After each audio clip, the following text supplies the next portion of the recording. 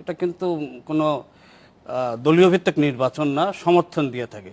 একটু আগে আপনাদের এখানে হেডলাইনে দেখতেছিলাম যে আনিসুল হক সাহেব বলতেছিল যে দেশের সবচেয়ে বৃহত্তম দল তাকে সমর্থন দিয়েছে, তার মানে উনি নিজের থেকে দাঁড়িয়েছে আওয়ামী লীগের তিনি সমর্থন পেয়েছেন। তো এখানেও বলতেছে যদি বিএনপি আওয়ামী লীগ সমর্থিত প্রার্থীরা যদি সত্যি সত্যি নির্বাচন করে, নির্বাচনটা পাবলিকেও আমি মনে করি ভোটার টার্ন আউটও ভালো হবে সাথে, এবং আমরা একটা ভালো নির্বাচন দেখতে পারবো বলে আশা করি। গ্রহণযোগ্য নির্বাচন হবে। আশিস, আপনি যেটি বলছিলেন একটু আগে, এটা স্থানীয় সরকার নির্বাচন এবং এটি নির্দলীয় একটি নির্বাচন, কিন্তু আমরা স্থানীয় সরকার মন্ত্রী সৈয়দ আশরাফুল ইসলামকেও বলতে শুনেছি যে এই নির্বাচনটি আসলে যেই চরিত্রটি পায় সেটি পুরো দলীয় রাজনৈতিক চরিত্রটি পাওয়া যায় এবং নির্বাচনটি দলীয়ভাবে হলে আরো বেশি ভালো হয়, এবং গত টার্মে তারা যখন ক্ষমতায় ছিলেন তখনই তিনি এই কথাটি বলেছিলেন। এটি নিয়ে বোধহয় নানামাত্রিক আলোচনাও হচ্ছে বিভিন্ন জায়গায়। না, আপনি যদি পাশের দেশ ভারতের দিকে তাকান, ভারতে কিন্তু স্থানীয় সরকারের আমাদের যে নির্বাচন, সেখানে ওদের পঞ্চায়েত ব্যবস্থা একটি আছে, সেটি কিন্তু পুরোপুরি দলীয়ভাবে সেখানে ভোট হয়। কংগ্রেস পঞ্চায়েতে প্রার্থী দেয় এবং বিজেপি, এখন দুটি দলের কথা যদি বলি, তারা প্রার্থী দেয় এবং তারা নির্বাচিত হয়ে আসার পরে তারা কাজ করে নিরপেক্ষভাবে। তারা তখন নিরপেক্ষ হয়ে যান, তখন আর তারা দলের কেউ থাকেন না। মানে বিষয়টা একটু ডিফারেন্ট, ভিন্ন। আর আমাদের এখানে কিন্তু আইনটা হলো যে আপনাকে নিরপেক্ষভাবে জিতে আসতে হবে, নিরপেক্ষভাবে মনোনয়নপত্র দাখিল করতে হবে, নিরপেক্ষভাবে আপনাকে জিতে আসতে হবে। কিন্তু বাস্তবতায় হলো এমন যে আপনার যে প্রধান দুটি দলকে বাদ দিয়ে মানে একজন স্বতন্ত্র প্রার্থী হয়ে জিতে আসা কিন্তু বর্তমান বাস্তবতায় বড়ই মানে কঠিন, একটা বড় চ্যালেঞ্জ আমি মনে করি। যে এরকম যদি একটা খুব ব্যতিক্রমী প্রার্থী না হয়, তাহলে কিন্তু এই বলয় ভেঙে বেরিয়ে আসা, বিশেষত গত 15-20 বছরে আপনি যদি দেখেন, সেই আইন কিন্তু একই রকম আইনই ছিল, কিন্তু ওই আওয়ামী লীগ সমর্থিত প্রার্থী অথবা বিএনপি সমর্থিত প্রার্থী মানে সমর্থন কারো না কারো লেগেছে।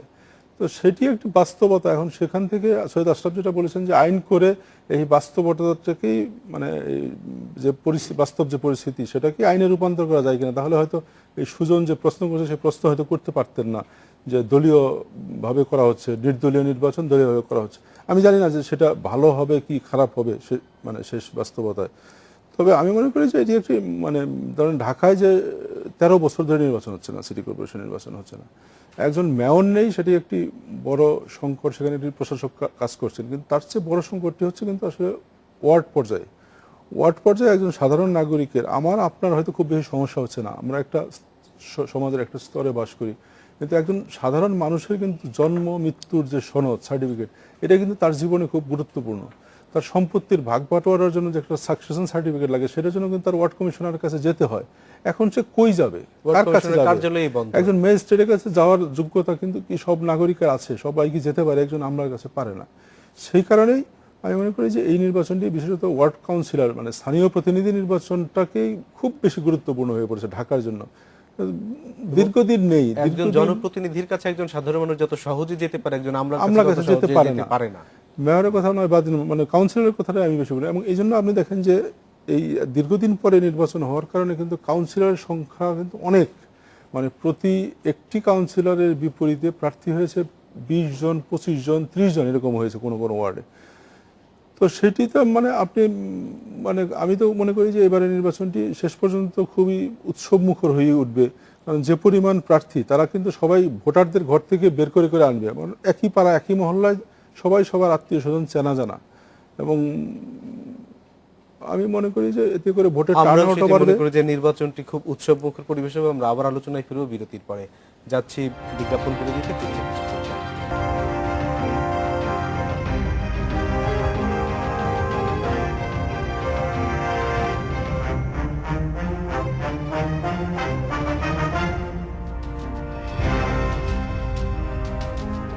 স্বাগত আরেকবার। দেখছেন বাংলাদেশ এখন। আলোচনার জন্য স্টুডিওতে আছেন the independent sports editor Manjurul Haque এবং দৈনিক ইত্তেফাকের ব্যবস্থাপনা সম্পাদক আশিস সৈকত। আশিস দা, কিছুক্ষণ আগে আমরা যে কথাটি বলছিলাম সিটি কর্পোরেশন নির্বাচন নিয়ে, বিএনপি এখনো পর্যন্ত তারা আছে, কিন্তু অনেক আশঙ্কা করছেন যে শেষ পর্যন্ত বিএনপি নির্বাচনে থাকে কিনা, অথবা নির্বাচন থেকে শেষ মুহূর্তে যে আবার তারা প্রত্যাহার করে কিনা।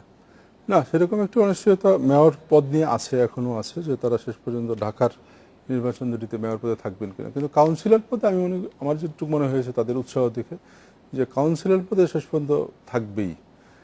আর যদি বলেন যে থাকা উচিত কিনা, তো আমি তো মনে করি যে বিএনপি একটি বড় রাজনৈতিক দল বাংলাদেশের। গত 20 বছরে যদি আপনি ভোটের হিসাব দেখেন, যে বিএনপি সবসময় 30% থেকে 35% ভোট পেয়েছে।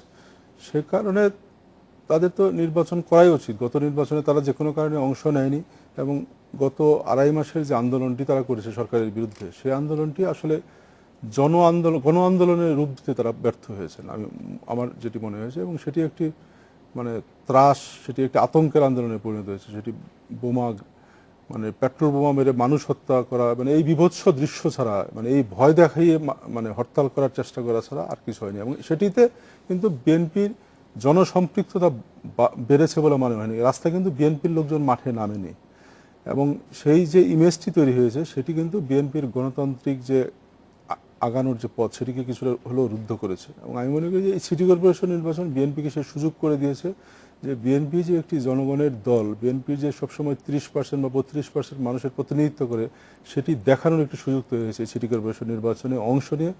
এবং তারা নির্বাচনে এলে নিশ্চয়ই এটি একটি প্রতিদ্বন্দ্বিতাপূর্ণ নির্বাচন হবে।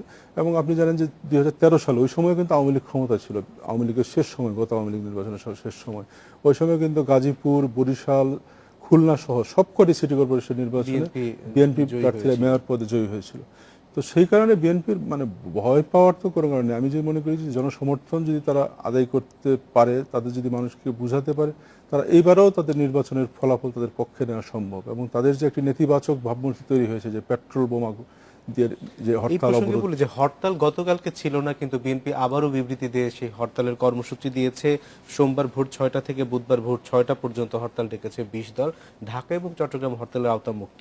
কিন্তু এই হরতালকে ঘিরে কি বিএনপি একটি দ্বিধাদ্বন্দ্বে আছে? তারা একদিন হরতাল দিচ্ছে, আবার আরেকদিন হরতাল প্রত্যাহার করছে। না, কিছুটা তো আছে। বিএনপির মধ্যে তো দুই ধরনের মানে শক্তি কাজ করছে। এটা আপনি একজন সাংবাদিক হিসেবে নিশ্চয়ই আপনি লক্ষ্য করে থাকবেন যে তাদের মধ্যে এক ধরনের আছে যে উগ্রপন্থী একটি জোট তাদের আছে, 20 দলীয় জোট। সেখানে যেমন উগ্রপন্থী জামাতে ইসলামের মতো দল আছে, এবং স্বাধীনতা বিরোধী একটি শক্তি খুব সক্রিয় আছে সেখানে। আবার মুক্তিযোদ্ধাদের একটি অংশ সেখানে কিন্তু আছে। এবং মানে আপনি যদি লক্ষ্য করেন যে বড় চাপটি যাদের নির্বাচনে না যাওয়ার, সেটি কিন্তু উগ্রপন্থীদের সেই চাপ। যারা চায় না নির্বাচনে যেতে, যারা চায় একটি সহিংসতার দিকে যেতে, সহিংসতার মধ্য দিয়ে একটি ক্ষমতার পরিবর্তন করতে বা পালাবদল করতে। কিন্তু এদিকে বিএনপির যে অংশটি মুক্তিযোদ্ধাদের নেতৃত্ব বা বলেন বা সুশীল সমাজের প্রতিনিধিত্ব যারা করেন, তারা কিন্তু আপনি দেখছেন যে বারবার কিন্তু এই সুশীল সমাজের, বিএনপি পন্থী সুশীল সমাজের যারা, তারা কিন্তু দলের চেয়ারপারসনকে বারবার যে বৈঠক করেছেন, এবং তারাই কিন্তু একটা নিয়ামকের ভূমিকা পালন করেছেন তার বিএনপিকে নির্বাচনে নিয়ে আসার ক্ষেত্রে।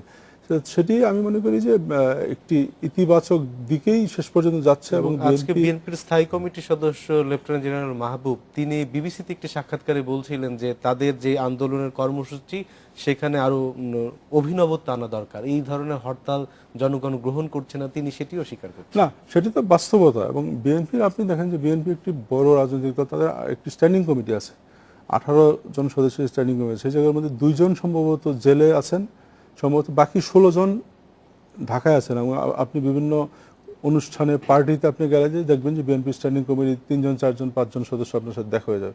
বিএনপি একটা স্ট্যান্ডিং কমিটি একটা বৈঠকও তো করলো না। কেন করলো না? মানে আমার কাছে মনে হয় এটা যে রাজনৈতিক এক ধরনের দৈন্যতা, যে কেউ তাদের একটা ডিকটেশন দিচ্ছে, সেই অনুসারে তারা হরতাল অবরোধে কর্মসূচি ঘোষণা করে যাচ্ছে।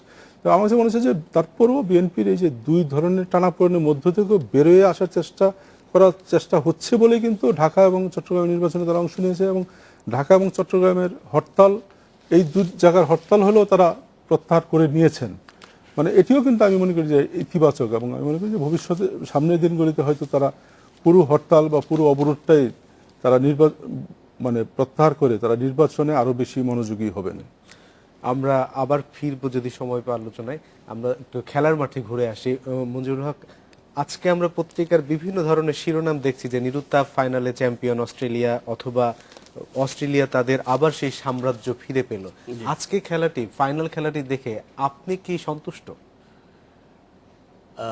এজ এ ক্রিকেট ফ্যান, এই ধরনের খেলা কেউ পছন্দ করেনি যে এত তাড়াতাড়ি একটা, সবাই আশা করেছিল একটা কম্পিটিটিভ ফাইনাল হবে। এবং নিউজিল্যান্ড এ পর্যন্ত বেশ আনবিটেন টিম ছিল একমাত্র, আজকেই তারা প্রথম হারলো। তো সেই হিসাবে সবাই ধারণা ছিল যে একটা অত্যন্ত উন্নত মানের কম্পিটিটিভ খেলা হবে। বিশেষ করে নিউজিল্যান্ডের প্রথম সারির ব্যাটিং যে আগের খেলাগুলোতে যে বড় বড় রান করে তারা টিমগুলো জিতেছিল, এমনকি তাদের ওপেনার মার্টিন গাপটিল বিশ্বকাপের একমাত্র ডাবল সেঞ্চুরি করেছেন 237 নট আউট। আজকে দেখা গেল আজকে প্রথম 0 সারির রানে তিনি তিনজন out ব্যাটসম্যানই তাড়াতাড়ি আউট হয়ে গেল। ফোর্থ উইকেট জুটিতে প্রথম তিনটি বল তো একেবারে হ্যাঁ। প্রথম তিনটি বলে এবং চতুর্থ বলে আউট হয়ে গেছে। এখানে মানে রেকর্ড তো ক্রিকেটে অনেক কিছুই হয়, আজকে একটা রেকর্ডও হয়েছে নিউজিল্যান্ডের ক্যাপ্টেন সাহেবের। ফাইনালে কোনো ক্যাপ্টেন কিন্তু ডাক করেনি। আগের ফাইনালের সবচেয়ে ক্যাপ্টেনের লোয়েস্ট স্কোর ছিল ক্লাইভ লয়েড ওয়েস্ট ইন্ডিজ 83 সালে।